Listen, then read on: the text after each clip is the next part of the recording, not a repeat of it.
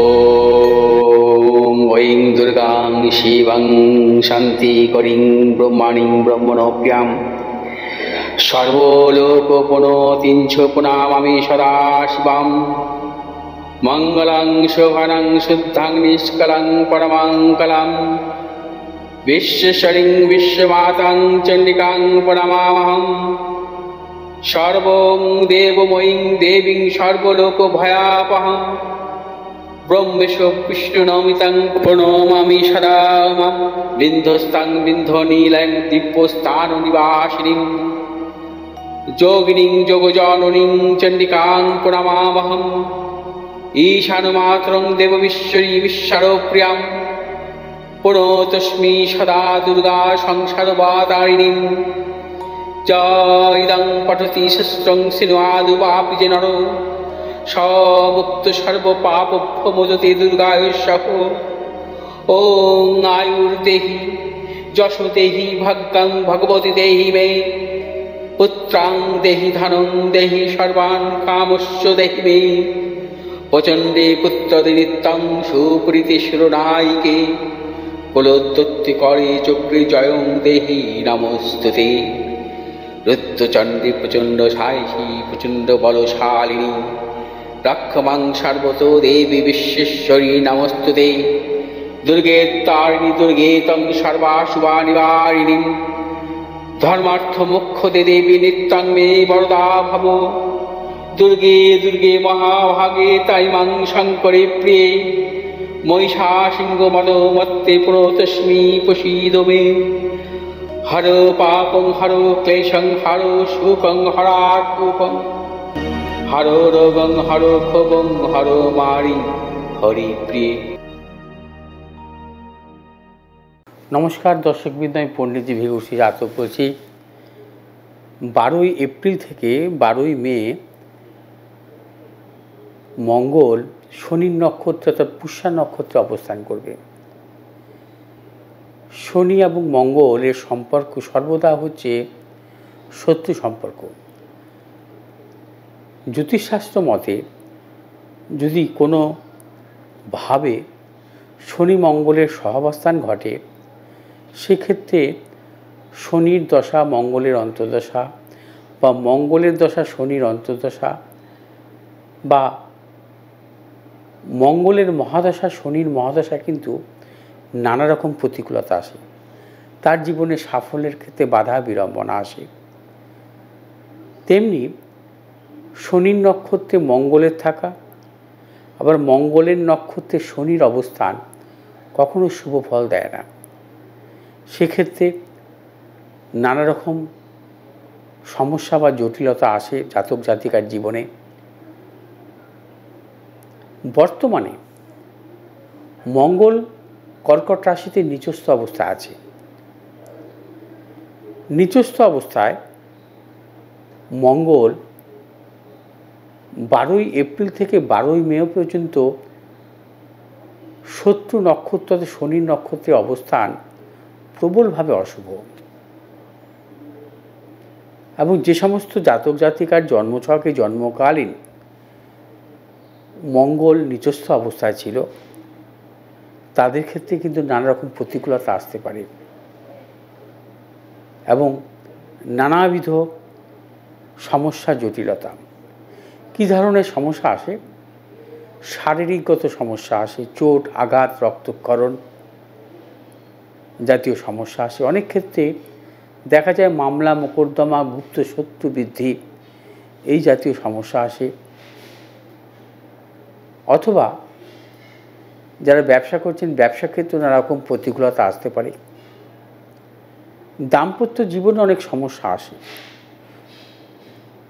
এবং কর্মক্ষেত্রে প্রবল গুপ্ত শত্রু, অর্থনাশ, অপযশও আসে কর্মক্ষেত্রে। যদি কোনো জাতক জাতিকার জন্মকালীন মঙ্গল নিচস্থ থাকে, তবেই তাদের মধ্যে কিন্তু এই প্রভাব আসার সম্ভাবনা প্রবল। অর্থাৎ যখন কোনো জাতক জাতিকা জন্মগ্রহণ করে, তখন আমরা লক্ষ্য করি তার রাশিচক্রে গ্রহগুলো কোন নক্ষত্রে অবস্থান করছে। গ্রহগুলো যদি কখনো তার অশুভ নক্ষত্রে অবস্থান করে, সেক্ষেত্রে কিন্তু অশুভ ফল দান করে। যদি মিত্র নক্ষত্রে অবস্থান করে, তাহলে কিন্তু সেই গ্রহগুলো অবশ্যই শুভ ফল দান করে। আবার যদি নিজের নক্ষত্রে অবস্থান করে, সেই ক্ষেত্রেও কিন্তু প্রবল সাফল্য দান করে। অনেক ক্ষেত্রে আমরা দেখি, ধরুন শনি কোনো জাতক জাতিকার জন্মছকে যদি নিজের নক্ষত্রে অবস্থান করে, অর্থাৎ মীন রাশির উত্তর ভাদ্রপদ নক্ষত্রে ধরুন অবস্থান করছে, বা বৃশ্চিক রাশির অনুরাধা নক্ষত্রে অবস্থান করছে, এগুলো হচ্ছে শনির নিজের নক্ষত্র। এবং সেক্ষেত্রে কিন্তু তার শনির দশায় প্রভূত সাফল্য দেয়, প্রভূত সাফল্য আসে তার জীবনে। আবার এই শনি যদি মঙ্গলের নক্ষত্রে অবস্থান করে, সেক্ষেত্রে কিন্তু আবার অশুভ ফল দান করে, অর্থাৎ অশুভ নক্ষত্রে অবস্থান করলে। শনি যদি কখনো মিত্র নক্ষত্রে অবস্থান করে, অর্থাৎ মিত্র নক্ষত্রে কারা, বৃহস্পতির নক্ষত্রে যদি অবস্থান করে, সেক্ষেত্রে কিন্তু দেখা যায় যে শনির মহাদশা তার জীবনে সাফল্য দান করে। অর্থাৎ গ্রহরা যদি কখনো নিজ নক্ষত্রে অবস্থান করে, সেক্ষেত্রে কিন্তু তার মহাদশায় বা অন্তর্দশায় প্রবল সাফল্য দান করে। গ্রহরা যদি মিত্র নক্ষত্রে অবস্থান করে, তাহলেও কিন্তু তারা তার দশায় অন্তর্দশায় সাফল্য দান করে। গ্রহরা যদি কখনো শত্রু নক্ষত্রে অবস্থান করে, সেক্ষেত্রে কিন্তু তার জীবনে দশায় অন্তর্দশায় প্রবলভাবে অশুভ ফল দান করে। এবং প্রত্যেকটি গ্রহ, সেই জন্য আমরা সর্বদা দেখি যে সেই গ্রহটি তার নিজের নক্ষত্রে আছে না মিত্র নক্ষত্রে আছে না শত্রু নক্ষত্রে অবস্থান করছে, সেটা কিন্তু লক্ষ্য করে কিন্তু আমরা তার দশা অন্তর্দশাকালে কি ফল দান করতে পারে সেটা বিচার করে থাকি। তেমনি গোচরও ঠিক তাই।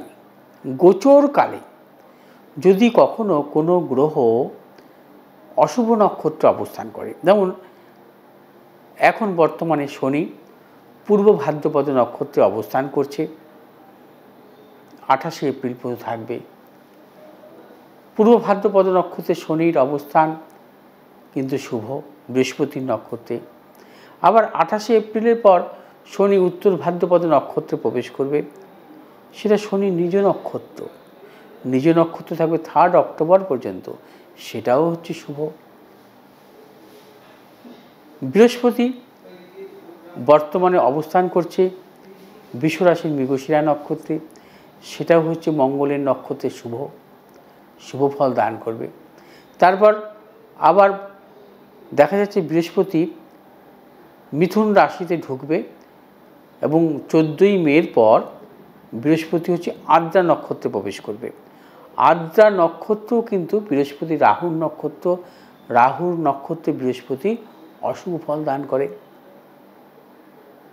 বুধ তেমনি বর্তমানে অবস্থান করছে রেবতী নক্ষত্রে। রেবতী নক্ষত্রে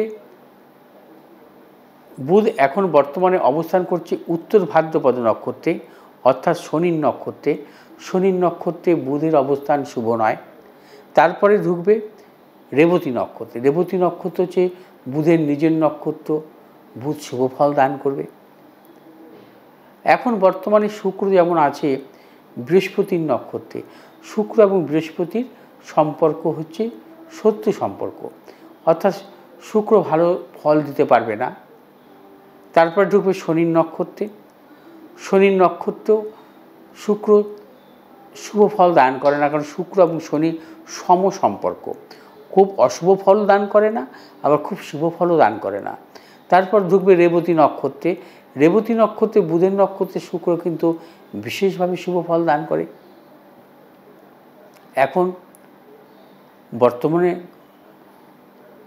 গ্রহগুলোর অবস্থান অনুযায়ী গোচরে কিন্তু ঠিক সেভাবে আমরা বিচার করে থাকি যে সেই জাতক জাতিকার গোচর ফল শুভ হবে কি হবে না, এবং গোচর ফল অনুযায়ী তার প্রথমে দশা অন্তর্দশা দেখতে হয়, দশা অন্তর্দশা অনুযায়ী তার অনুকূলে কিনা, তারপর গোচর ফলে আসতে হয়।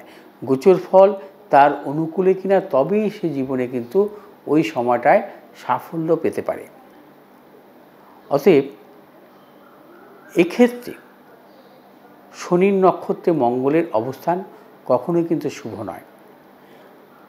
12ই মের পর মঙ্গল অশ্লেষা নক্ষত্রে প্রবেশ করবে, অর্থাৎ বুধের নক্ষত্রে প্রবেশ করবে।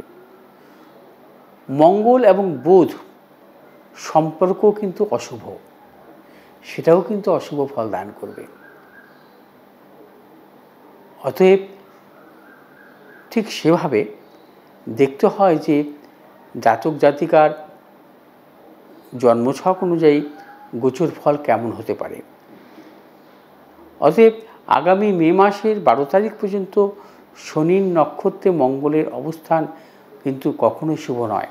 এই সময় জাতক জাতিকার জীবনে যেমন নানা রকম প্রতিকূলতা আসতে পারে, তেমনি দেশের পক্ষে খুব খারাপ। দেশে দাঙ্গা হাঙ্গামা, প্রাকৃতিক বিপর্যয়, লোকক্ষয়, রক্তক্ষয়, নানা রকম প্রতিকূলতা আসতে পারে 12ই মে 2025 পর্যন্ত। সর্বদা সতর্কতা অবলম্বন করতে হবে। তবে দর্শকবৃন্দ, আমার এই ভিডিওটি আপনাদের কেমন লাগলো আপনারা জানাবেন, শেয়ার করবেন, লাইক করবেন, সাবস্ক্রাইব করবেন। 1432 নতুন বছর আগাম শুভেচ্ছা রইল। আপনারা ভালো থাকুন, সুস্থ থাকুন। নমস্কার।